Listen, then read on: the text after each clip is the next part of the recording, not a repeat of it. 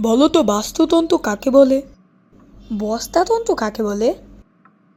বলছি বাস্তুতন্ত্র কাকে বলে? কাকে বলে? আরে আমি তো এটাই জিজ্ঞাসা করেছি।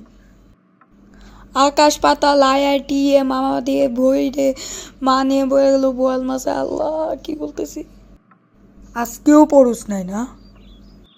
না স্যার, আপনি বুঝতে পারছেন এখন? তাহলে সারাদিন কি ঘুমাইছোস বাসায় বসে নাক ডেকে?